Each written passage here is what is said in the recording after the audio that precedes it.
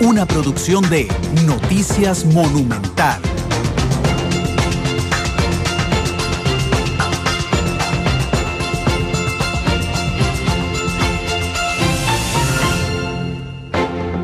Son las 2 de la tarde con 3 minutos. ¿Qué tal? Buenas tardes, bienvenidos a Matices. Les saluda Randall Rivera, director de Noticias Monumental. Gracias por estar con nosotros en este espacio en el que nos detenemos en el ritmo diario de las noticias para analizar lo que pasa en Costa Rica, lo que pasa en el mundo, desde una visión más analítica y profunda, para entender los fenómenos de la Costa Rica en la que vivimos, del mundo en el que vivimos, y donde nos adentramos en noticias con el fin de, en una sola noticia con el fin de entender más fácilmente y generar una opinión en nosotros y en ustedes de lo que es noticia diariamente. Hoy han pasado cosas interesantes, hoy es un viernes muy cargado de noticias, pese a que es viernes. Ayer en la Asamblea Legislativa hubo una situación muy interesante para los que tenemos, porque es nuestro trabajo o porque nos gusta oír la sesión de la Asamblea Legislativa. Fue muy interesante. El presupuesto nacional se envía a la Asamblea Legislativa, tiene una fecha límite de votación que es el 30 de noviembre. Es el único proyecto de ley que, si no se aprueba, queda aprobado automáticamente, ¿verdad? Entonces, si los diputados no se ponen de acuerdo, automáticamente el presupuesto ordinario, es decir, el presupuesto normal que envía el Poder Ejecutivo, queda aprobado. Esto entra a una comisión. En esta legislatura, la Comisión de Hacendarios, que es la que ve el presupuesto, está dirigida por don Otón Solís, un diputado del partido de gobierno que, sin embargo, se ha caracterizado por liderar una acuciante oposición a el gasto en exceso. Y entonces don Otón, en principio, cuando estaba en la comisión, presentó lo que algunos diputados y algunos medios de comunicación le llamaron una mega moción, que era una moción enorme que recortaba un montón de dinero, 319 mil millones, si no me falla la memoria, al presupuesto ordinario. Él no logró el apoyo de sus compañeros de comisión, donde estaba, por ejemplo, Otto Guevara, que no es miembro de la comisión, pero cualquier diputado puede ir a participar y hablar de las comisiones, solo que no vota. Resulta que don Otón no logra el recorte de los 319 mil millones, pero entonces hay tres posiciones generales.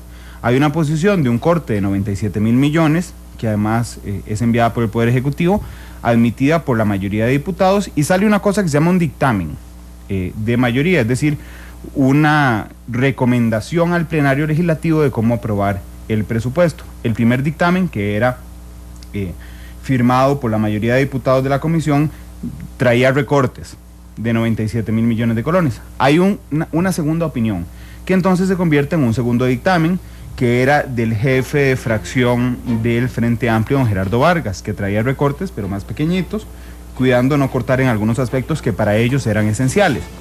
Y hay un tercer dictamen de un diputado, Redondo Quiroz, que presentaba también otros recortes. Entonces, como se nota, salen tres documentos de la comisión que llegan a plenario. Casualmente, y por primera vez en la historia, todos los dictámenes, los tres que salen de la comisión, salen con recortes. Ninguno respeta, por decirlo de alguna forma, el presupuesto original que había mandado el Poder Ejecutivo. Bueno, ayer en la Asamblea Legislativa se vota si se admite para discusión de todo el plenario alguno de estos dictámenes como proyecto del presupuesto. Se vota primero, se discute el primero, el que tiene más diputados firmantes, de 97 mil millones, y no logran aprobar los recortes. Y entonces se da una discusión meramente del reglamento legislativo, donde don Henry Mora, que es el presidente del partido, el presidente de la Asamblea Legislativa, pero además es diputado por primera vez en su vida por el Partido Acción Ciudadana, él dice, bueno, no tengo que discutir los otros, no tenemos que discutir los otros dos dictámenes, sino que podemos votarlos de una vez, y eso hace. Esto genera la molestia de algunos diputados, como Rolando González, que es de Liberación Nacional, como el mismo Otón Solís, que le dice, presidente, usted se está equivocando, hay que discutir los dos dictámenes, pero bueno, finalmente sale a relucir la decisión de don Henry, se votan los tres, se rechazan los tres, con lo que el proyecto que se va a discutir en el plenario, es decir, con los 57 diputados, es el presupuesto original que mandó el Poder Ejecutivo. En términos políticos, el gran ganador de lo que ocurrió ayer es el Poder Ejecutivo, es el gobierno de don Guillermo Solís. señalado hoy por analistas como un manejo muy inteligente del tema del presupuesto. Logró, si ustedes se preguntan, ¿quiénes son los que votaron a favor de mantener el presupuesto? Bueno, fueron 25 diputados contra 23. Los 25 que votaron a favor fueron los del PAC, con excepción de don Otón y de doña Epsi Campbell. Fue el Movimiento Libertario, fue el Frente Amplio y 2 diputados del Partido Unidad Social Cristiana. Los otros 23 votaron en contra. Entonces, hoy se ha armado una polémica muy interesante, que la seguimos en nuestra segunda edición a las 11, que era las críticas que desde Liberación Nacional y desde don Otón Solís se le hace al movimiento libertario, diciéndoles, de ahí ustedes pedían los recortes, pero a la hora de aprobarlo no los aprobaron en el plenario. Esta es una discusión política que todavía hoy sigue. Don Otón dice que hubo llamadas desde Casa Presidencial hacia algunos diputados para que cambiaran la intención de su voto. Hoy el presidente Luis Guillermo Solís sale al paso de estas declaraciones.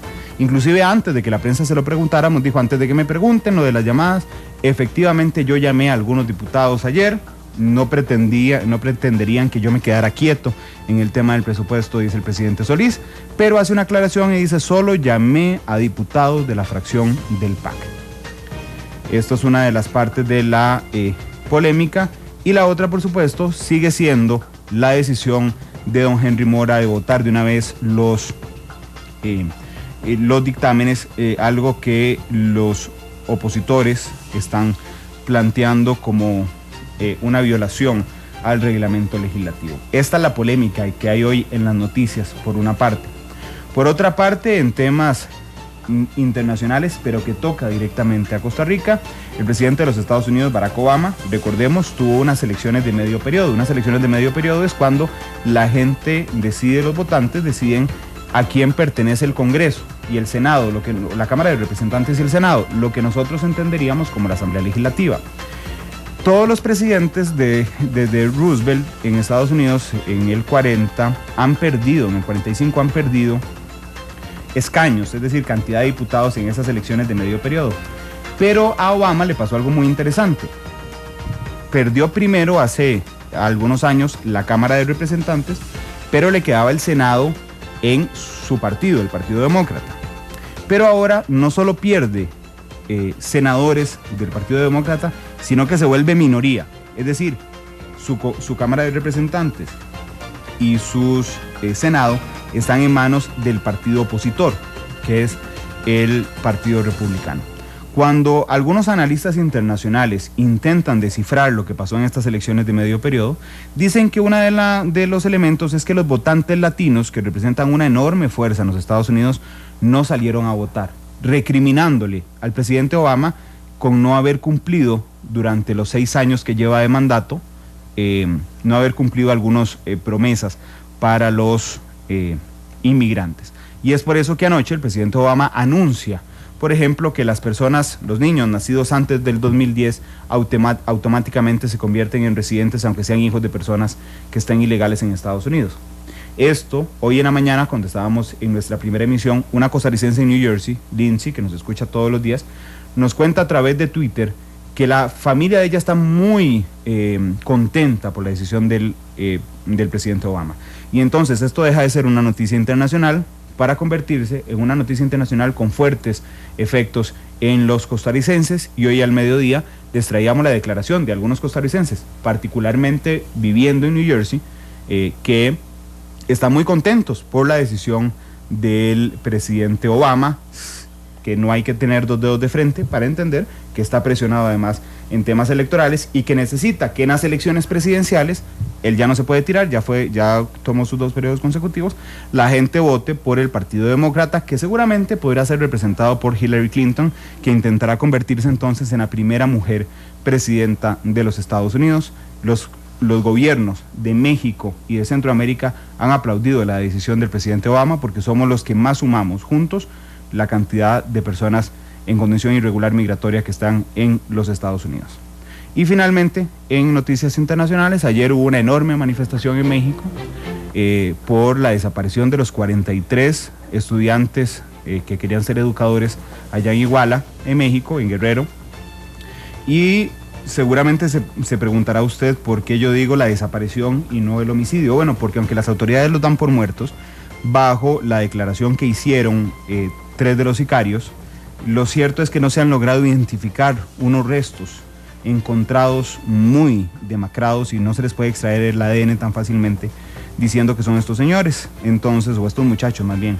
Entonces marchan ayer hasta el Zócalo, que es una plaza en el centro de México con un enorme simbolismo. Los manifestantes, que son miles, imagínense que estamos hablando de un país de más de 100 millones de habitantes, son miles los manifestantes que cierran las calles que dan acceso al Aeropuerto Internacional Benito Juárez, que es el principal aeropuerto del Distrito Federal, y esto genera una reacción de choque con la policía. Mientras en algunos otros países, como en Argentina, en España, por ejemplo, se dan manifestaciones de repudio al gobierno de México. El presidente de México, Enrique Peña Nieto, junto con una polémica que le desató su esposa, la actriz Angélica Rivera, ha tenido que salir en las últimas horas, primero, a hacer público su patrimonio económico, cifrado ya, según él publicó, en $3 millones. Pero ha tenido ella, la primera dama mexicana, que hacer público también su patrimonio, que es 3 veces más que la del presidente Peña Nieto, porque además ella compró una casa le compró una casa a una empresa constructora que tiene un montón de contratos con el gobierno mexicano, y esto ha generado una crisis política, una crisis institucional y también, ¿por qué no?, una crisis de seguridad en México. Así está el panorama hoy viernes 21 de noviembre, invitándolos en noticias más positivas a que hoy en la noche es el último Art City Tour del año, la noche en blanco se llama, y hay casi 40 actividades que se van a desarrollar en San José hasta la 1 de la mañana para los amantes de la vida nocturna en la capital. Son las 2:15, gracias al Poás, que nos está reportando sintonía en Twitter, a Tucán, que nos está reportando sintonía en Twitter, y hoy vamos a hablar de un tema muy importante, y aquí tomándonos un café esta tarde, vamos a hablar de violencia de género y del trabajo que está haciendo el Instituto Nacional de la Mujer, INAMU, en este aspecto. El martes hay convocado una gran marcha, hablaremos también de este aspecto, así es que vamos de una vez a nuestro boceto, que es un breve reporte donde les justificamos y les contamos por qué escogimos el tema de hoy, y después les presento a nuestros invitados. Son las 2:15, gracias por estar con Matices. Nos pueden escuchar en vivo en 93.5 FM en cualquier parte del país, en www.monumental.co.cr en cualquier parte del mundo, y nos pueden observar esta noche a partir de las 8 de la noche. 2:16, vamos con nuestro boceto. Las grandes obras inician con un borrador. Para elaborar el tema de hoy, este es nuestro boceto. La violencia doméstica va desde agresión física hasta verbal y psicológica. La Organización Mundial de la Salud describe el fenómeno como un grave problema de salud pública y una violación de los derechos humanos de las mujeres.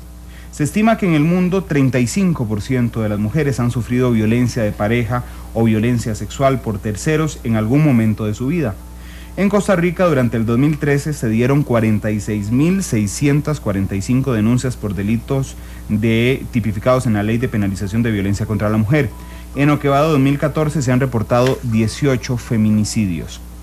Este 25 de noviembre, en el marco del Día Internacional de la No Violencia contra la Mujer, se celebrará la Marcha de la No Violencia contra la Mujer bajo el lema: las mujeres exigimos el derecho a amar, trabajar, estudiar y caminar sin miedo. Por eso es que hoy en Matices le damos algunos datos sobre la problemática en torno a la violencia contra la mujer. Son las 2:17. Diferentes colores. Diferentes visiones. Blancos y negros.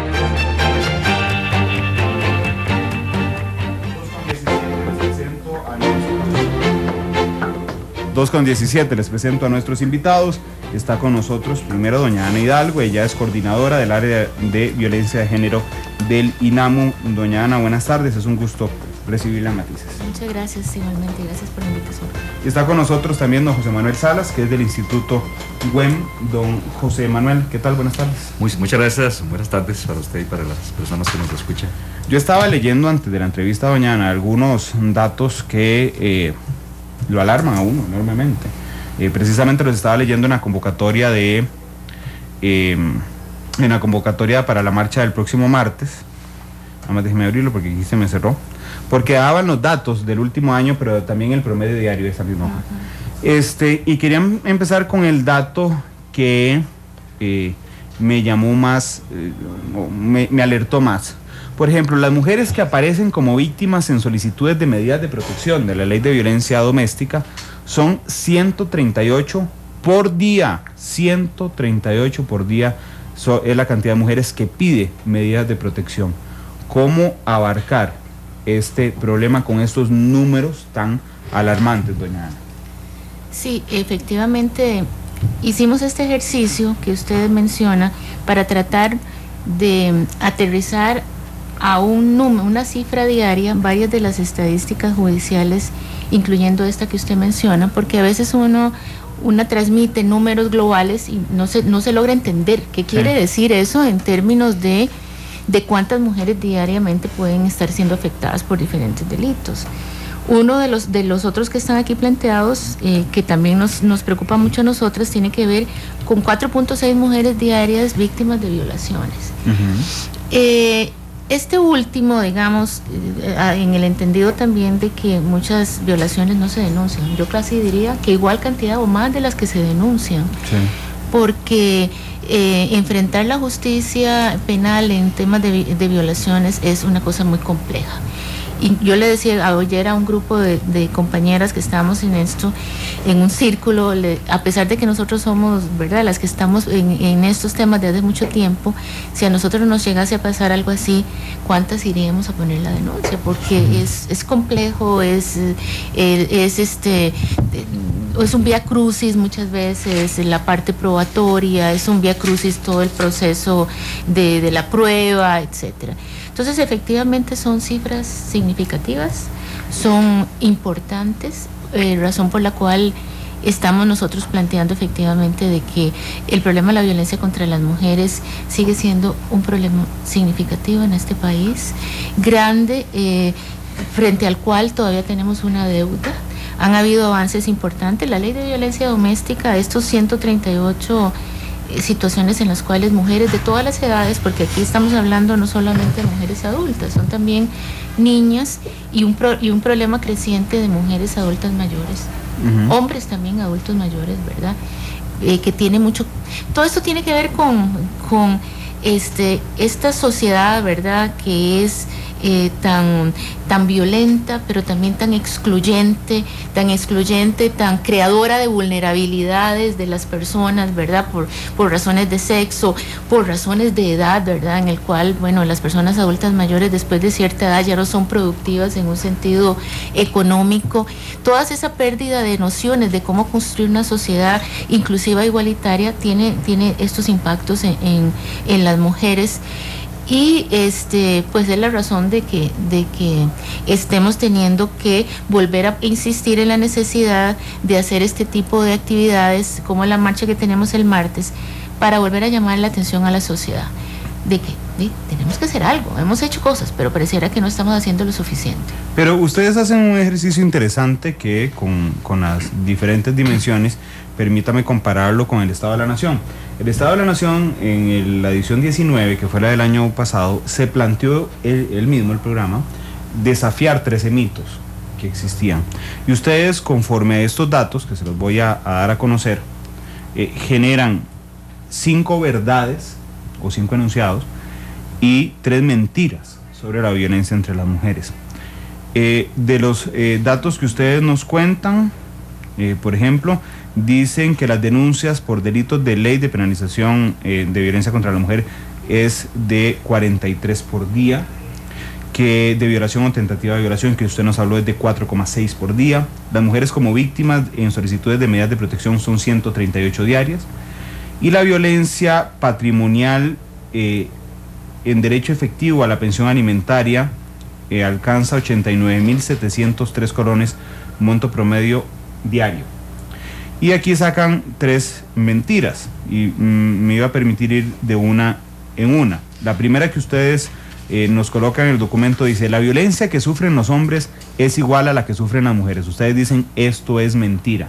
Y dice que pretender negar, minimizar o equiparar el maltrato cotidiano de las mujeres con el de los hombres no solo es una falacia que no resiste la confrontación de los datos, sino que es perverso y cómplice del sufrimiento e incluso muerte que sufren las mujeres.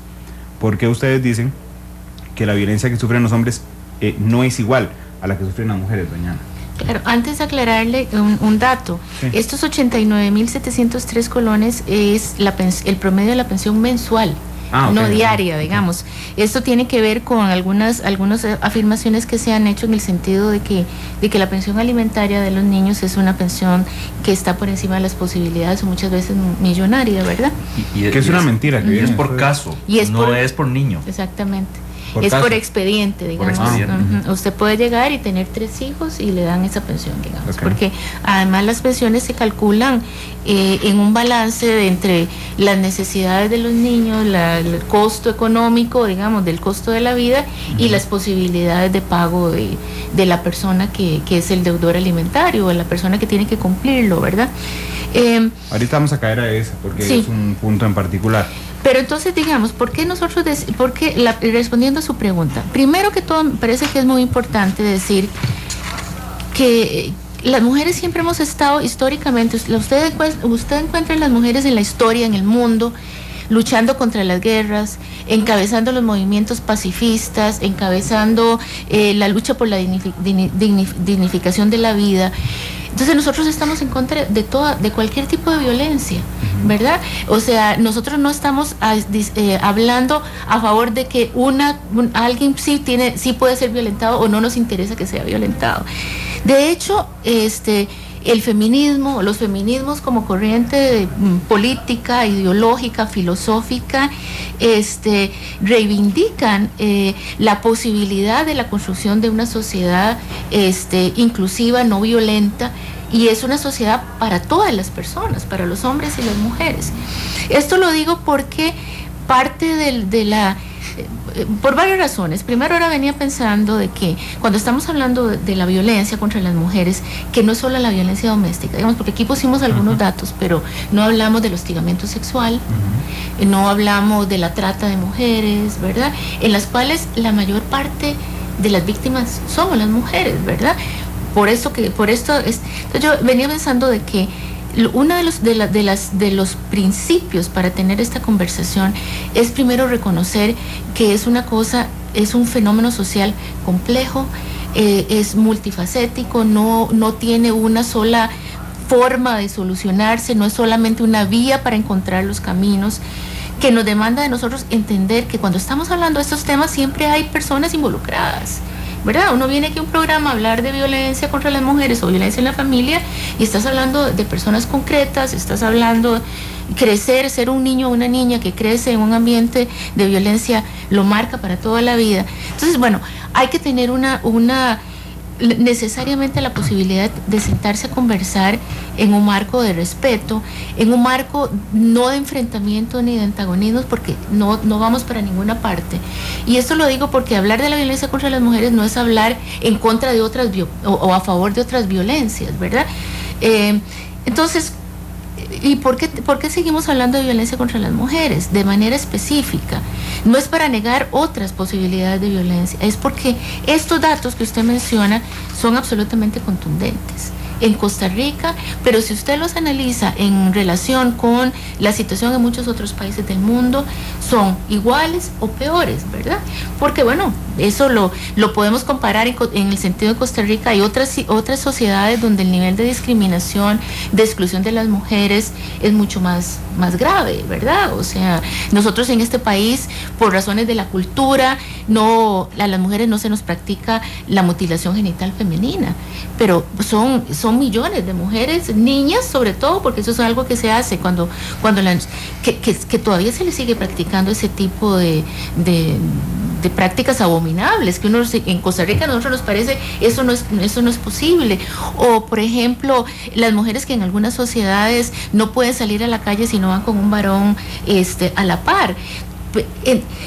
Nuestra sociedad que ha tenido afortunadamente dado pasos tan importantes para ir superando muchas de estas situaciones de discriminación, todavía nos topamos con estas situaciones de violencia, que son el impedimento que nos está impidiendo seguir avanzando en mayores niveles de derechos para las mujeres, un ejercicio más efectivo de toda la gama de los derechos a los cuales tenemos las mujeres como seres humanos, ¿no? Entonces, para responder a su pregunta, estamos diciendo de que no se vale, no es cierto de que haya una posibilidad de una equiparación, no en el sentido de que un acto violento para un sexo sea más importante o menos importante, o menos, que nos deba llamar menos la atención o la obligación de atender o cuidar, sino en el sentido sociológico, en el sentido de que no es lo mismo hablar de una problemática social, estructural, que afecta al conjunto de las mujeres en mayor o menor medida, de situaciones que son igualmente lamentables, pero que no tienen esa característica, ¿verdad? Entonces, a la hora de sentar el diálogo tenemos que hacer esas diferencias, digamos. Por eso es que hemos estado diciendo que no se vale, que no es una falacia equiparar la violencia que sufrimos las mujeres por estas cifras en las cuales no se comparan, digamos, con la violencia que pueden sufrir, ni en los ámbitos en que pueden sufrir los hombres. Por ejemplo, los hombres en general en el mundo y en Costa Rica también son los que más mueren en manos de otros hombres, en las guerras, ¿verdad? En la violencia callejera, son los que aparecen más en la tasa de homicidios, ¿verdad? Y desde nuestro punto de vista, desde nuestro punto de vista, eso tiene que ver también con una cultura machista, ¿verdad? Porque tiene que ver con la violencia como patrón de convivencia, como patrón de resolución de conflictos. ¿Qué es lo que pasa con las mujeres? Que las mujeres aparecemos, por ejemplo, en la tasa de homicidios, que nuestra ley la tipifica como femicidios cuando son en el homicidios dolosos, en un 75-80% siendo asesinadas en los contextos de este tipo de violencia. O es la violencia de la pareja, o es la violencia de la expareja, o es la del pretendiente, o el sujeto desconocido que la viola antes o la viola después, ¿verdad? Entonces, al punto hay una violencia específica, y eso es lo que nosotros hemos tratado de transmitir. Hay una violencia específica que requiere un enfrentamiento específico para poder reducirla. Si nosotros pudiésemos, y es lo que estamos tratando, de enfrentar y prevenir esa violencia contra las mujeres, el 75% de los homicidios dolosos de las mujeres se eliminarían, ¿verdad? Otras mujeres mueren, bueno, por otras razones. Entonces, un poco es esto, digamos, es la especificidad de esta violencia que tiene estas características. Sé que la frase que voy a usar es muy básica, pero lo que intento descifrar, doña Ana, de lo que usted me dice es que, digamos, se puede evaluar muy fácil desde afuera, diciendo que en casos de violencia o en casos de homicidio, basta con pensar: esta persona hubiera sufrido esta violencia o este homicidio si fuera hombre, cuando la respuesta no tiene que ver directamente con género, porque en el 75-80% de los casos que usted me habla, si estas mujeres hubieran sido hombres, no hubieran sufrido ni el homicidio ni la violencia. No hubieran muerto en esas circunstancias, claro, puede ser en otra, pero particularmente no lo hubiera sufrido. Don José Manuel, desde el punto de vista de la masculinidad y de un concepto que entiendo ustedes manejan, que se habla de las nuevas masculinidades, ¿cómo evalúan ustedes principalmente este dato? Después vamos avanzando hacia los otros, de que la violencia es diferente, de que no se vale, según el decir de doña Ana y en este documento del INAMU, comparar la violencia que sufren los hombres de la violencia que sufren las mujeres. Bueno, yo coincido con lo que Ana nos ha planteado. Partimos de en el trabajo nuestro en el instituto, partimos de esa premisa. Yo creo que es importante subrayar lo que dijiste, Ana, en el sentido de cómo no podemos tratar como igual lo que no es igual. Eso se convierte en la peor desigualdad. Entonces es como una premisa en ciencias sociales importante. Que este es un sistema, llamémosle el sistema más grandote, cultural, que es el patriarcado, que es un sistema violento por naturaleza. Las formas en que el patriarcado surge, se desarrolla y se consolida, incluso con nuevas manifestaciones de ese patriarcado, lo que se llama el neopatriarcado, ¿verdad? O neomachismo se le llama también. Nos vuelve a decir lo mismo. Es una cultura intrínsecamente violenta. Y los hombres somos criados, somos creados en ese código de la violencia. Eso no lleva necesariamente a que todos los hombres seamos violentos, pero sí nos coloca muy cerca de la resolución de la cotidianidad de una forma violenta. Y al final de cuentas, muchas cosas que se pueden resolver por otras vías las resolvemos de manera violenta. El lío que yo creo que es justo a lo que apunta Ana, es tratar como de visibilizar aquellas manifestaciones de violencia que tal vez no son las que en el imaginario colectivo se están dando o se están manejando, porque hay manifestaciones de violencia más explícitas, unas menos explícitas pero igualmente dañinas, ¿ya? Por ejemplo, para poner algo, cuando tenemos datos de que en igualdad de condiciones de preparación y de experiencia las mujeres siguen ganando un 20-25% menos que lo que gana un varón en promedio, eso es una forma de violencia sistemática, ¿ya? Que apunta a violar derechos básicos, en este caso al trabajo. Hay cifras que no se dan, por ejemplo la que dijiste del acoso sexual, esa cifra no se da muchas veces incluso porque las mismas víctimas no ponen la denuncia, ¿ya? Entonces nosotros creemos que sí, que lo que se requiere en este momento es especificar ese tipo de violencia, que en este caso es la dirigida contra las mujeres, que eso elimina saber, conocer y reconocer que hay otros tipos de violencia. No lo elimina, ¿ya? Es decir, por ejemplo, ¿qué pasa con la violencia que se ejerce contra la naturaleza? ¿Qué pasa con la violencia que se ejerce sobre otros seres vivos? Muy propio de la constitución masculina, ¿ya?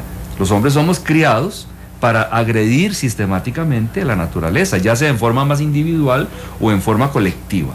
Entonces nosotros en el instituto sí creemos que tenemos que trabajar con los varones precisamente sobre esta premisa. Es decir, que la violencia puede estar en todo lado, que la violencia también la podemos recibir los hombres, porque sí la recibimos, pero no es la misma que están recibiendo las mujeres, a tal punto de que el riesgo de letalidad no es la misma en un hombre que una mujer. El riesgo de morir. Exactamente. A mí me iba a pasar al siguiente punto, pero me llama la atención un dato que aporta don José Manuel, pero doña Ana, porque cuando yo conozco estos datos, y los medios siempre los conocemos, como ustedes mandan, las estadísticas demuestran que la mujer gana un 20% en condiciones de igualdad. Yo me puse a pensar, digamos, ¿dónde y cuáles son los datos? Porque tal vez uno desde la empresa privada está acostumbrado a que yo tengo, no sé, 10 periodistas a cargo, 7 mujeres, 3 hombres, y los 7 ganan igual.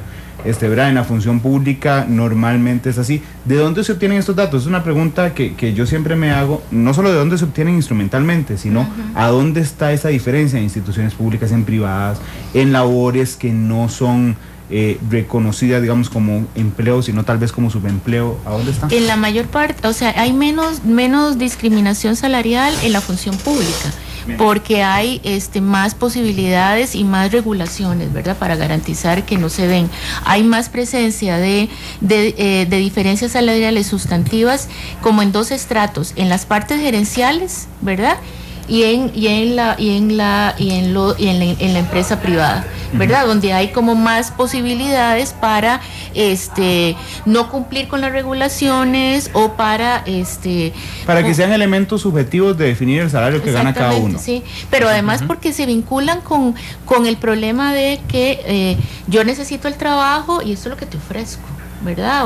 Y se apela mucho también a todo este sentido de la necesidad y a la discrecionalidad a la hora de fijar los montos salariales, ¿verdad? Que hay pienso que para hombres y para mujeres, yo creo que yo me sorprendí, porque eso le termina a uno destruyéndole un mito cuando hace como 2 o 3 años el propio Ministerio de Trabajo salió diciendo de que había un altísimo porcentaje de empresas en este país que no estaban pagando el salario mínimo. El mínimo.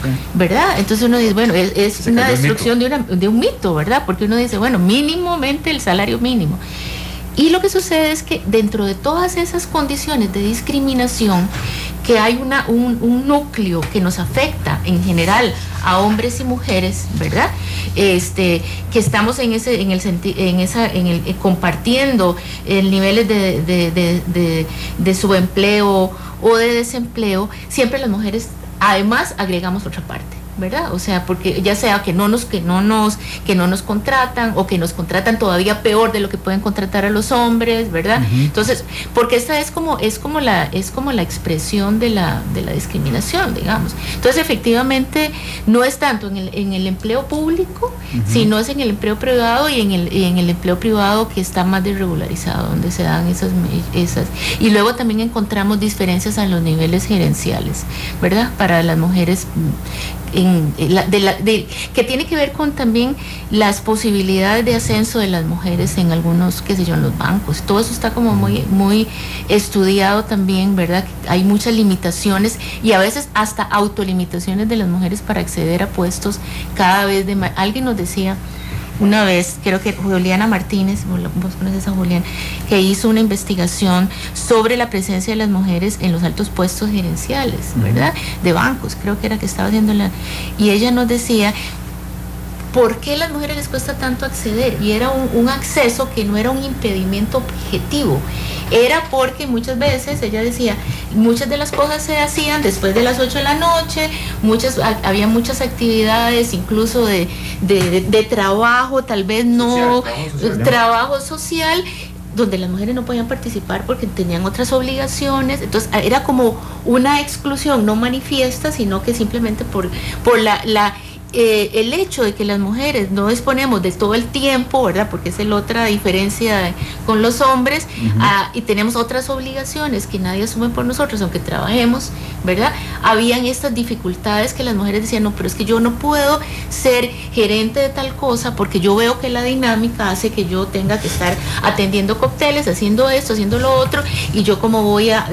Entonces uno podría decir, es una autoexclusión, ¿verdad?, de las mujeres, pero al rato se convierte eso en un hecho objetivo por la dinámica de cómo se construye, digamos, esos puestos específicos.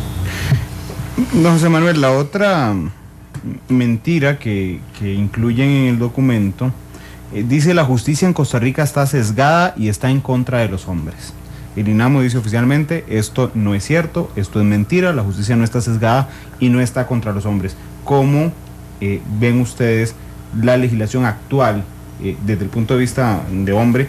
La legislación actual que hay, ¿le parece desproporcionada? ¿Les parece adecuada? ¿Les parece que efectivamente está contra los hombres? O como dice el INAMU, es mentira que esté contra los hombres. Nuestro criterio es que, lamentablemente, en una sociedad como la nuestra, que se autoproclama democrática e igualitaria, ha tenido que llegar a establecer leyes para proteger a un sector de la población.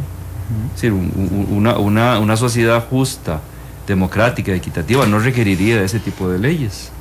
Pero resulta que ciertos fenómenos que se van dando van requiriendo de la reglamentación y de la normativa correspondiente. Para no andarme con mucho rodeo, nosotros lo que consideramos es que las leyes nuestras no están diseñadas en contra de los varones, ¿ya? De hecho, revisamos, y Ana, vos sos más especialista que yo en eso, yo creo que salvo la ley específica de protección de la violencia a la mujer, a la violencia contra la mujer adulta, que tiene una direccionalidad de género, es claramente en protección de la mujer cuando se habla precisamente del femicidio, ¿verdad? La ley de penalización, esa sí está clara. Sí. Pero si usted revisa el resto, usted se encontrará con que el sujeto, o las personas que son sujetos de protección de esa ley, no diferencia por género. Donde sí podría haber algún riesgo, alguna posibilidad que no se daría solo en esa ley o en esas leyes, es en la interpretación y en la aplicación de las leyes. Eso podría explicar en algunos casos, porque que haya habido injusticias o que haya injusticias en la aplicación de ciertas leyes, sí se da, pero no es la norma. Más bien precisamente son las excepciones. Y nosotros incluso es los casos diarios que vemos en el trabajo nuestro con el instituto. Por ejemplo, en lo que tiene que ver con violencia doméstica, en lo que tiene que ver con la cuestión de la paternidad y la cuestión de las pensiones, que ahora se discute mucho al respecto, ¿verdad? Entonces nuestro criterio es que las leyes primero son necesarias, lamentablemente, yo lo vuelvo a decir. No son suficientes, pero son necesarias. Y en segundo lugar, creemos que hay un problema más posiblemente en la interpretación, porque al final de cuentas es una persona la que dice por dónde vamos con esta ley, por dónde no vamos con esta ley. Pero no, nosotros coincidimos en que ahí hay una falacia. Es una falacia. Nos está escuchando un abogado que les envía una pregunta. ¿Podrían incentivar un mecanismo, pregunta él, para fiscalizar el gasto que se haga de la pensión alimentaria?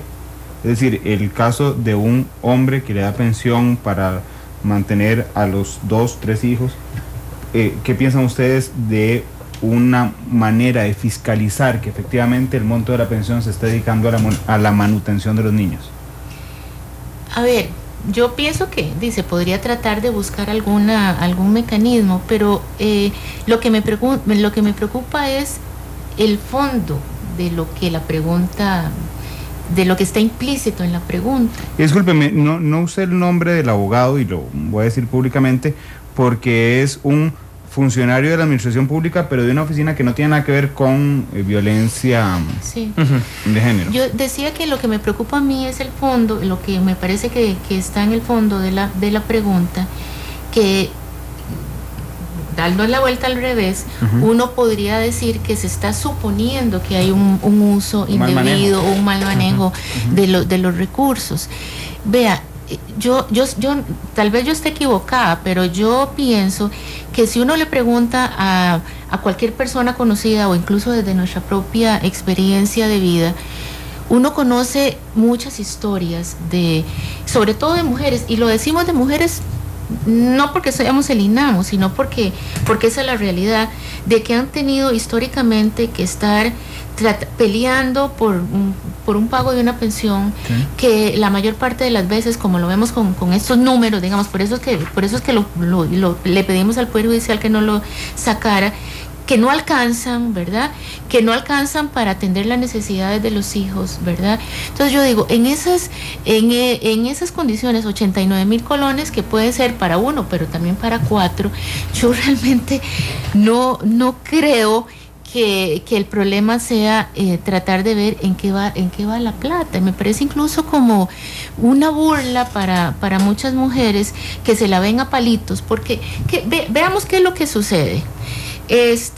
Doña Ana, perdón, y no estoy hablando solo del caso de las mujeres, porque también hay hombres que tienen pensión alimentaria que se la da una mujer, entonces, digamos, en las dos vías. En las dos vías. Eso es un ejemplo de cómo las leyes se aplican. Sí, porque la pensión alimentaria, por ejemplo, no está hecho para la mujer, no está hecho para las personas. Es para los niños y las niñas, sobre todo, y otras personas vulnerables.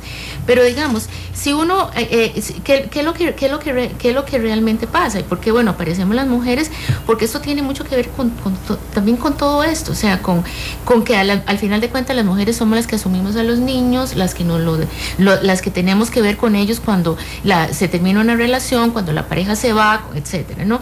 Entonces, lo que sucede en los casos concretos es que yo tengo que pelear una pensión, después pelear que me la paguen, porque ese es el otro elemento que tenemos que poner sobre la mesa. Estas pensiones no solamente son bajas, no solamente cuesta, porque cuesta que se fijen y que se fijen adecuadamente y justamente, ¿verdad? Sino que además una inmensa mayoría de estos deudores alimentarios obligan a que se les apremie corporalmente para que paguen. En otras palabras, que haya que poner denuncias una vez y otra vez en los juzgados porque no se paga voluntariamente, algo que uno pensaría que es una obligación de la persona, entender de que si en algún momento tomó la decisión de tener un chico o una chica, tiene que proveer por él, ¿verdad? ¿Ustedes tienen datos de estos? Porque yo pensaría, y si no le agradezco que me derribe el mito, yo pensaría que no es la mayoría de deudores alimentarios los que no pagan. Exactamente, no es la mayoría. Y alrededor apenas es como un 2% los que llegan a estar en algún momento en la cárcel, alrededor de 300 personas. Pero además, pero lo que sí sucede es que muchos sí esperan hasta ser apremiados. Entonces, no pagan hasta que llega, digamos, la policía y pagan el mismo día. que ya lo van a meter a la cárcel. O sea, que uno llega y dice, bueno, no era que no tuviera el dinero, era que es otra forma de violencia contra las mujeres, ¿verdad? En el cual algunas personas dicen, yo te jodo no pagándote y sé que tenés dificultades, ¿verdad? Por toda esta expresión de seguir tratando de controlar a las mujeres, ¿verdad? Esta vez a través de la parte económica. Por eso usted no lo ve muy conveniente, porque yo estaba pensando en el caso, por ejemplo, de pensiones para incapaces, creo que se llama administración de bienes para incapaces, es decir, una persona que no tenga las cualidades mentales, por ejemplo, para administrar su dinero, el Poder Judicial pone a un administrador de sus bienes, pero sobre esos bienes o sobre esa pensión hay una fiscalización en el caso de incapaces que vaya a revisar que se gastó precisamente en la manutención de esa persona incapaz, que digo incapaz no por un capricho mío, sino porque así lo dice la ley. ¿A usted qué le parece, José Manuel? ¿A doña Ana no le parece conveniente? No, es que no me parece conveniente, porque yo ahora estaba pensando, bueno, dice, se podría hacer si eso no generara más hacer el proceso más complicado y podría terminar ayudándonos a demostrar que en la mayor parte de las veces esto es apenas una parte muy pequeña de lo que realmente cuestan los alimentos, que no es solamente alimentos, es educación, etcétera. Es bienestar general. Es bienestar general. Yo agregaría un elemento, me meto en terrenos que no son los míos, y estamos en un sistema donde el derecho es positivo. ¿Por qué es que se requiere cierto tipo de leyes? ¿Por qué una ley que prevenga la violencia doméstica? ¿Por qué una ley que hable de la cuestión de las pensiones? Y esto es lo que trabajamos mucho nosotros con los hombres. Porque lamentablemente existen muchísimos casos donde hay que intervenir desde el punto de vista de la legalidad, porque el vínculo y la responsabilidad que se puede generar, por ejemplo, de tener criaturas, en algunas personas no se da de esa forma, sino que tiene que haber, digamos, un apremio de la ley. Algo que los obligue. Algo que los obligue. Entonces, ¿qué es lo que pasa? Yo puedo dar constancia de casos donde yo sé que ha habido y está dándose un problema, por ejemplo, de una inadecuada asignación de la pensión alimenticia. Eso es así. Conocemos casos donde, por ejemplo, la aplicación de la ley de la cuestión de la violencia doméstica se está cometiendo una cuestión de injusticia. ¿Por qué? Porque hay personas que apelan a la ley de manera inadecuada, ¿ya? ¿Eso justifica cuestionar toda la normativa? Pienso que no. Lo que justificaría es hacer una revisión, ¿ya? Por eso es que, digamos, un poco esto de fiscalizar esa cuestión de los gastos, habría que ver, y yo coincido con vos, en que habría que ver desde dónde viene la pregunta, porque yo creo que es importante que las personas que nos escuchan se lo pregunten. Bueno, ¿cuántos casos, por ejemplo, de pensión alimentaria o cuántos casos de denuncia por violencia doméstica son falsos? ¿Cuántos no obedecen a situaciones reales que requieren de una interpretación legal, de una intervención legal? Lo cierto es, la experiencia nosotros nos la dice, creo que los datos que manejan el INAMO son contundentes y los mismos del Poder Judicial, es que la mayoría de casos obedecen a situaciones reales, ¿verdad? 2% en España, porque muchas de estas cosas yo no los tengo ahorita. Muchos de estos discursos o planteamientos tampoco son totalmente originales, ¿verdad? Entonces he estado leyendo en el caso de la Dirección General, ahorita no me acuerdo es el Poder Judicial español y la Fiscalía española, y ellos han identificado que es menos del 2% las denuncias falsas por violencia contra las mujeres y los niños. Entiendo que no los tenga a mano, no se iba a traer la oficina para acá, pero sí hay. Sí existen. Un día de esos, trabajando con un grupo de hombres en el tema de acoso sexual, justo trabajamos esta misma discusión, este mismo tema, ¿ya?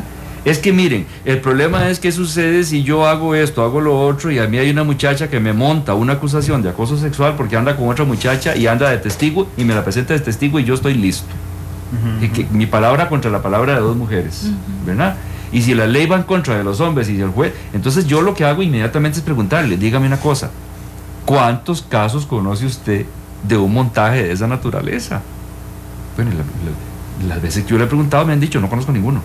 Y podría darse el caso, se puede dar. Y podría darse el caso en estos casos, sean la excepción, Por ejemplo, hay algunos delitos penales que si son acusados y resultan una falsa acusación, hay un delito posterior que se llama perjurio o falsa o denuncia falsa.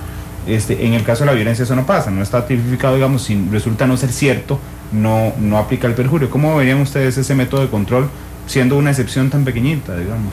Pero el código, la ley de penalización introduce delitos específicos en el Código Penal, pero no elimina el delito de perjurio. Es decir, que si alguien llega, como uno de estos casos que le preguntaron en una sesión de WEM, llega a denunciar falsamente una agresión, después alguien podría acusar a esa persona de perjurio o de falsa denuncia.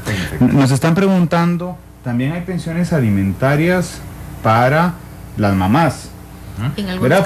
Porque digamos, hay hogares que se pueden, digamos, cuando están todos juntos, pueden distribuirse las labores. Uno miembro de la pareja trabaja, el otro miembro de la pareja se queda con los chicos. Hay un divorcio, por ejemplo, pero hay la persona que se quedaba en la casa y dependía económicamente de la persona que se fue. Sí. Y ojo, aquí intenté no hacer la diferencia entre hombre y mujer, sino cualquiera que se vaya. Existe también pensión para la manutención de esa persona que dependía económicamente. Así es, lo puede reclamar, efectivamente. Y eso es muy importante porque también implica, algo que no está tan explícito es que el trabajo que hacemos las mujeres cuando no trabajamos en la formalidad, fuera del hogar, ¿verdad? Y que implica, primero, una gran responsabilidad, porque creo que es un trabajo de enorme responsabilidad estar cotidianamente con los chicos y con las chicas, pero además también un gran desgaste físico, muchas horas invertidas, ¿verdad? Que es toda la discusión que también tenemos las mujeres en el sentido de que cómo hacemos para que esto también tenga un reconocimiento como trabajo, ¿verdad? Porque es un trabajo. Hace algunos años, además. Sobre el uso del tiempo. Sobre el uso del tiempo, ¿verdad? Que tenía datos muy interesantes. La última, voy a revisar aquí. La última mentira que ustedes incluyen en este documento es que las pensiones alimentarias son montos exagerados y desproporcionados y son una forma de agresión al hombre. Esta es la mentira que ustedes dicen, bueno, esto es falso.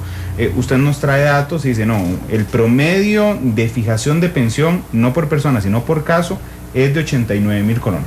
Ajá, esos son los datos que produce. Y ahí es de donde parten ustedes diciendo esto no es mentira. Claro, es porque es un poco lo que está diciendo José Manuel sobre el problema de la falacia de generalización que se llama, ¿verdad? Donde usted agarra una situación que puede ser real, agarra una excepción y la convierte en general. Pero más allá, que es un poco el problema, querer entonces sobre la base de la excepción o dos excepciones transformar todo digamos el sistema. Entonces, por ejemplo, a nosotros nos preocupa porque indudable todo el marco jurídico, incluyendo el régimen de pensiones alimentarias, puede ser perfectible, ¿verdad? Yo recuerdo ahora que en un encuentro de mujeres que tuvimos en abril, las mujeres indígenas nos hablaban sobre el tema de las pensiones alimentarias. Ellas decían algo muy, muy práctico. Nosotros lo que queremos es que se obligue al hombre a trabajar para que nos den el dinero, ¿verdad? O sea, nadie quiere tener a los hombres en la cárcel, además que son el 2%. Lo que se quiere es como... usted no se asegura, vamos a ver, voy a poner el caso de la mujer. La mujer no se asegura el pago de la pensión teniendo al hombre en una cárcel, digamos. Por supuesto, todo lo contrario, ¿verdad? Y además porque no hay una intencionalidad de ponerlo ahí, es que es la única forma de que asuma un nivel de responsabilidad. Entonces ellas decían, ¿cómo se podría ligar esto con algunos procesos que hagan que los hombres generen dinero y nos den el dinero, digamos, a nosotras? Entonces, digamos, siempre hay cosas que se pueden reformar, pero vea qué cosa más complicada. Hay algunos proyectos en la corriente legislativa que pretenden, por ejemplo, que las pensiones alimentarias las pague el Estado.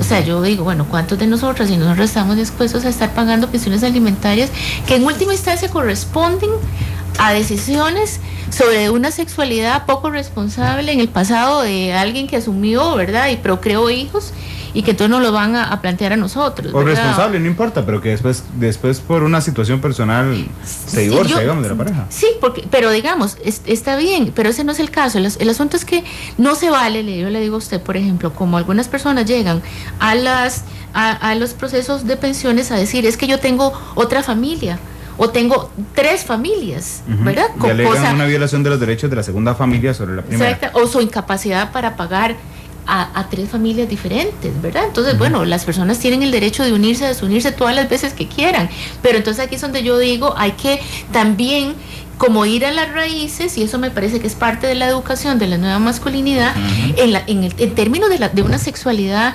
responsable, porque hay una sexualidad que no excluye su ejercicio, pero que tiene consecuencias en tener hijos, que esos hijos generan obligaciones y son obligaciones que usted tiene que asumir, ¿verdad? Entonces, por eso es que digo que no se valen llegar y decir es que tengo 3 familias más, y por eso la pensión que usted me está poniendo es muy alta. El alegato que se hace a veces es que el hombre destina más dinero en efectivo a la pensión de los hijos, voy a poner un ejemplo claro, de los hijos del primer matrimonio, que lo que invierte, no por pensión, sino porque vive con ellos, en el segundo matrimonio, o sea, alguno de los elementos. Eso se puede dar. Sí, eso se puede dar, pero seguramente porque es que él tiene obligaciones con las otras. Lo que pasa es que esto ya entra con lo que son precisamente los elementos básicos de la masculinidad. Sí, ya aquí entramos en los terrenos, digamos, más intersubjetivos, y agrego una cuestión más. Claro. No, yo no voy a decir que es una generalización, no voy a caer precisamente en lo que estamos criticando. Pero, por ejemplo, en muchos casos se da de que el hombre se niega a pagar la pensión, incluso ni siquiera por un apremio judicial, sino simple y llanamente porque está enojado con ella, ¿ya? Eso es parte, digamos, de lo que es la constitución de lo masculino. Es decir, llega un momento dado en que no tolera la pérdida de la relación, o que ella ya no quiere estar con él, o las razones que sean, y lo que hace es, hablando así popularmente, es que arrasa con todo. No la quiero a ella, y entonces los huilas se van en la barrida, ¿verdad? Que son todos los casos, no. Pero sí lo pongo como ejemplo de cómo a veces, además de las cosas más objetivas, como por ejemplo son números en colones, entran también elementos de tipo subjetivo que tienen que ver con esa constitución de lo masculino. Y ahí es donde trabajamos en lo que es la parte más preventiva. ¿Ya? Es decir, esta cantidad de casos, por ejemplo, de violencia doméstica. ¡Qué pena! Ojalá que no tengamos que llegar a eso. Es decir, meternos un poco en la parte preventiva, trabajando con las mujeres, pero también con los hombres. ¿Cómo hacemos para que las cifras bajen? Pero simple y sencillamente no porque bajan las denuncias, sino porque no se dan los hechos de violencia. Claro, porque usted dice, bueno, por cada mujer agredida hay un agresor. Claro, en efecto. Necesito ir a una pausa porque si no los que se van a divorciar de mí son los anunciantes, pero... no, voy a la pausa, después vengo con la pregunta. Está esperando la pregunta de Tatiana Blandón, que siempre nos oye Tatiana, una médico que nos escucha todas las tardes. Hoy extrañaba las preguntas de Tatiana. Ya llegó la primera, son las 3, vamos a la pausa y regresamos con más de Matices.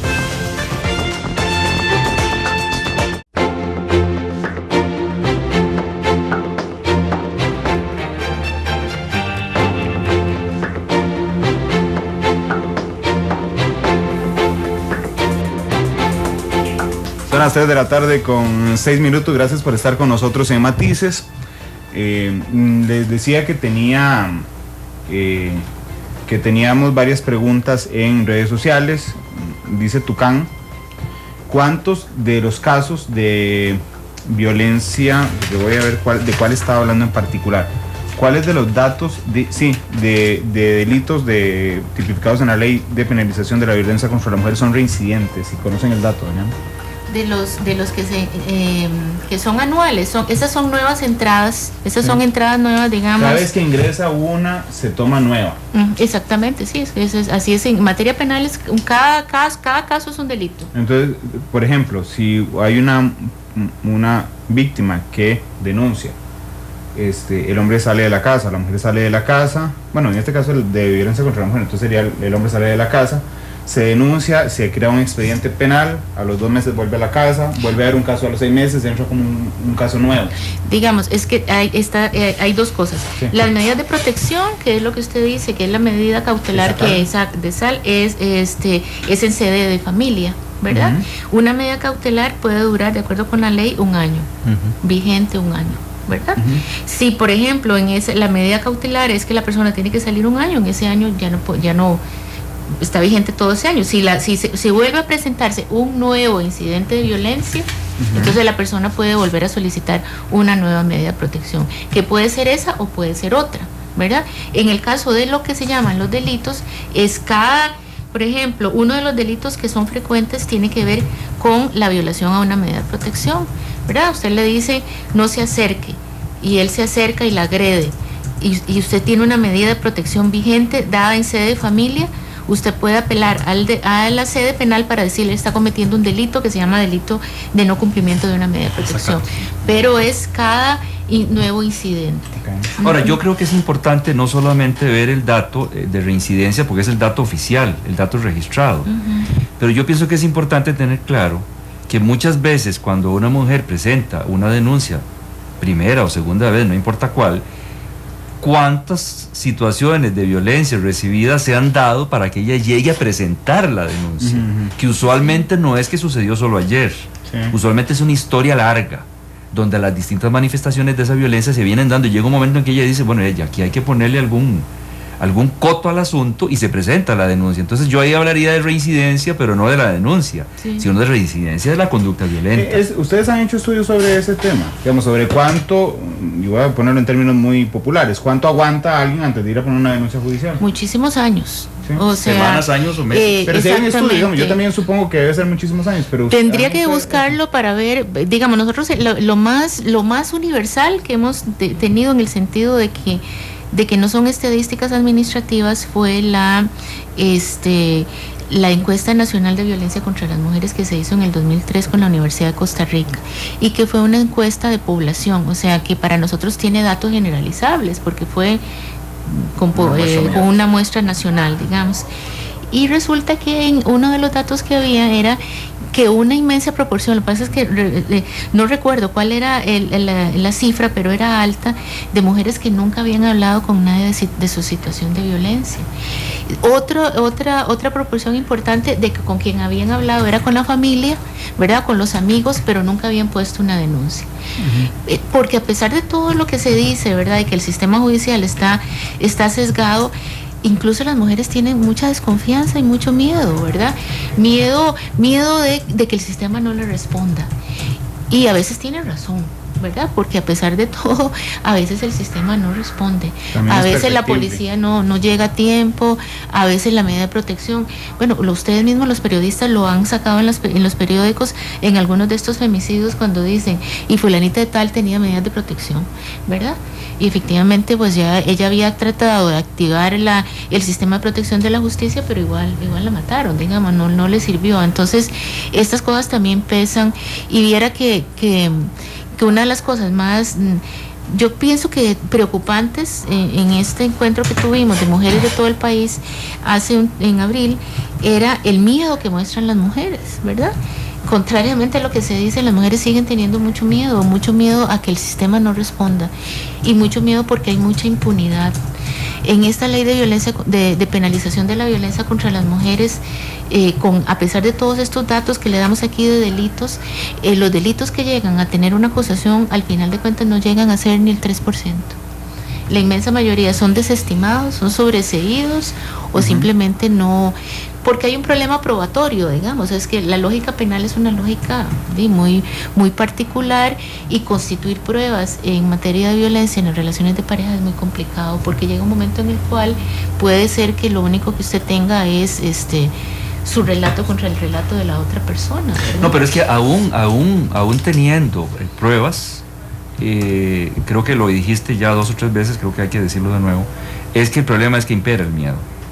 Y yo creo que hay que ponerle atención a eso. Es decir, una sociedad donde muchas personas viven bajo el miedo es una sociedad no sana. Es decir, miedo a ser violentado, miedo a que me despida, miedo a poder relatar de que quedé embarazada y eso me puede costar el trabajo, miedo a que me acosen, miedo a que me va a bajar el salario. Es decir, una sociedad donde muchas personas, en este caso mujeres, están recibiendo una dosis de miedo permanente, no tiene buen pronóstico esa sociedad. Y yo creo que es precisamente ahí donde las condiciones de vida generales tienen que ser modificadas. Voy a robarles un instante para ir a una pausa, pero antes, la última pausa, pero voy a darles una información de última hora. La Sala Tercera de la Corte acaba de anular la sentencia del caso Isi Alcatel, que es el caso del expresidente Miguel Ángel Rodríguez relacionado con Isi Alcatel. Voy a intentar porque estamos recibiendo la información en tiempo real, voy a intentar resumir para ustedes lo que había pasado. En el juicio se había condenado al expresidente Rodríguez a prisión por el caso Isi Alcatel. Después va una cosa que se llama un tribunal de apelación. El tribunal de apelación anuló una prueba que había traído el Ministerio Público de Panamá y absolvió al expresidente Rodríguez. Y los magistrados de la Sala Tercera, hace unos minutos, esta es información de última hora que está en desarrollo, acaban precisamente de decir que se anula esa segunda sentencia, la del Tribunal de Apelaciones, y que la prueba de Panamá es lícita. Es decir, que se recogió bien. Esto tendrá que ir a revisión. Revive un caso que para muchos estaba cerrado, que es precisamente el caso del expresidente Rodríguez. Son las 3:13, vamos a la pausa, regresamos. En redes sociales estamos informándoles en tiempo real de lo que pasa también con el caso Isi Alcatel.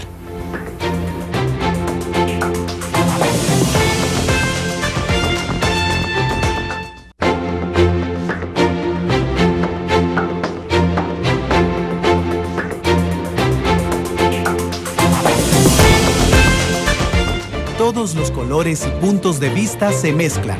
Llegamos a las conclusiones en nuestro Arte Final.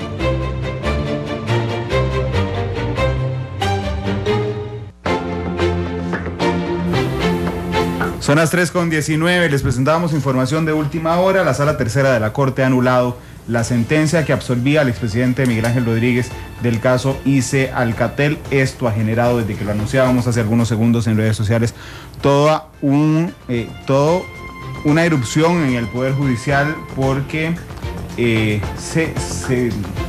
los juzgados de apelación son relativamente nuevos, tienen 2 o 3 años, entonces ya se había previsto que el Tribunal de Apelaciones, que la Sala Tercera mantuviera la sentencia del Tribunal de Apelaciones, pero bueno, no fue así. Los detalles los estamos intentando conocer. A esta hora acaba de votar la Sala Tercera. La Sala Tercera de la Corte lo que ha dicho es que la prueba que se trajo de Panamá es lícita, que hay algunas cosas que no estaban prescritas, como dijo el Tribunal de Apelación, y esto seguiremos contando poco a poco esta tarde a través de las redes sociales. Ven, ¿quién dice que los viernes no hay noticias? Un viernes absolutamente noticioso. Tatiana Blandón pregunta: ¿se está obligado a lo imposible en tema de pensión si la persona que se queda con los hijos quiere tener a los hijos en el colegio más caro del país, por ejemplo? No, por supuesto que no. Hay algo que los jueces utilizan que se llama la sana crítica. Y yo digo que la traducción de la sana crítica es el sentido común. Y decía al principio que esa calificación de cuánto puede dar o debe dar un deudor alimentario está relacionada entre las necesidades de las personas y sus posibilidades, ¿verdad? Reales de poder cumplir. Pero también es importante decir lo siguiente: si estamos ante un caso en el cual se produce una separación o lo que sea que hace que una persona tenga que acudir a un tribunal de pensiones, y esta persona es una persona que tiene posibilidades económicas, que sus hijos han estado en colegios privados y que han tenido X nivel de vida, y se considera que la persona que es la obligada alimentaria puede seguir manteniendo el nivel de vida de esa persona, es muy probable que el juez vaya a sentenciar o resolver en ese sentido. Lo que se busca, en resumen, es mantener el mismo nivel como lo tenía cuando el hombre y la mujer vivían en la casa. Exactamente. O sea, si tienen posibilidades de hacerlo, lo que el juez va a decir es no debería de haber ninguna razón por la cual el niño, la niña, la joven se ve afectada en sus condiciones de vida anteriores, ¿verdad? Ahora, si se demuestra que no tiene posibilidades para pagar, pues entonces se va a tratar de ajustar a lo que se pueda.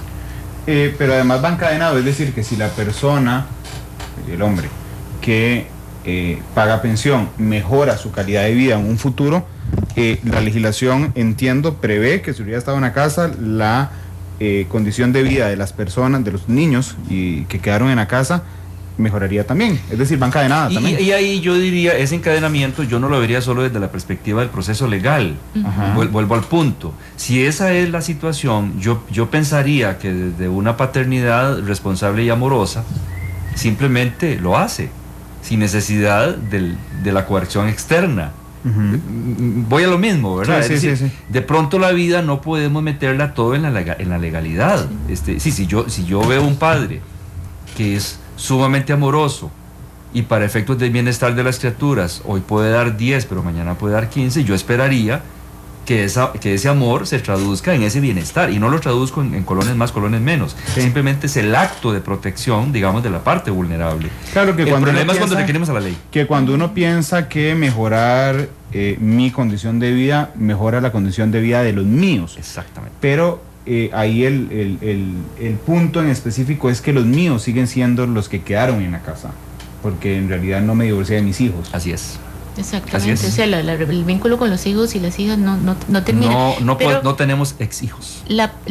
Sí, es cierto. La pregunta también permite insistir en que el sistema tiene mecanismos para poder resolver cualquier tipo de conflictividad que surja en el proceso de la pensión alimentaria, tanto para solicitar un incidente de aumento como para solicitar una revisión de la pensión, si es que se considera que la pensión es excesiva, ¿verdad? O para hacer cualquier otro tipo de consultas en el proceso de la pensión también. No sé si se llaman beneficios, si no me corrigen, pero cuando un hombre tiene derecho a visitar a sus hijos o a tener a sus hijos una vez por semana y esta orden es incumplida, también hay procedimientos legales que permiten a esta persona ampararse a la ley. Claro, porque generalmente es un acuerdo de guarda-crianza y de visita de los niños que lo fija el juez, ¿verdad? Uh-huh.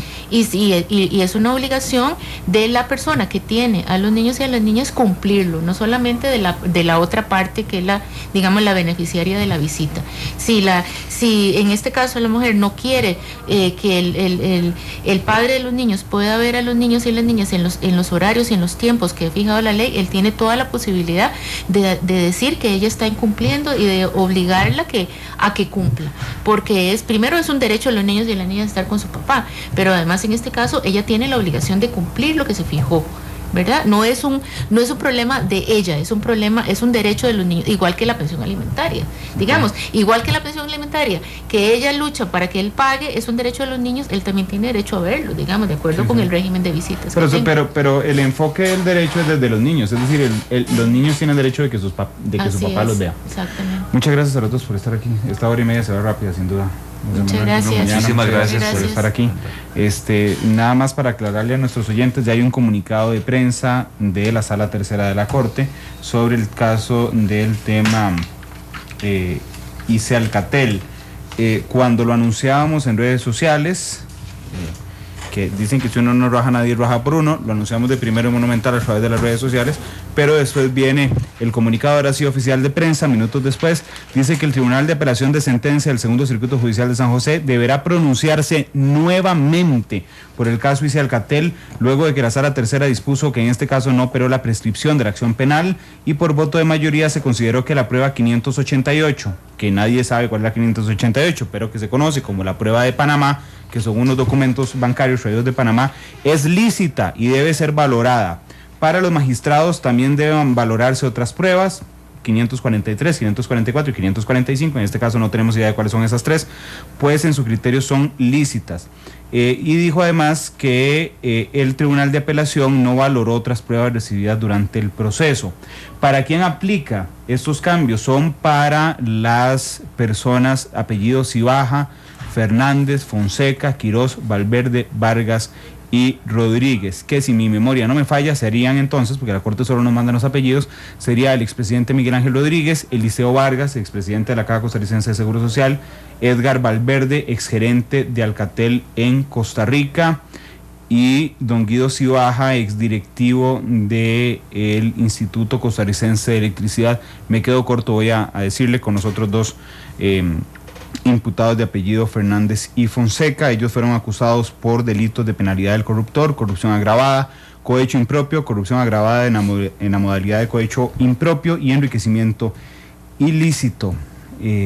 Bueno, se sacudió la agenda noticiosa esta tarde. Deberá nuevamente valorar, no se ha cerrado entonces para nada el capítulo del caso ICE Alcatel, vuelve a reabrirse 10 años y 3 meses después.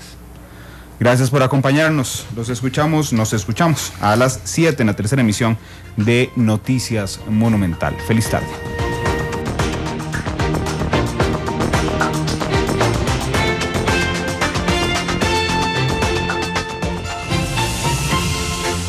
porque la realidad tiene muchos tonos, matices.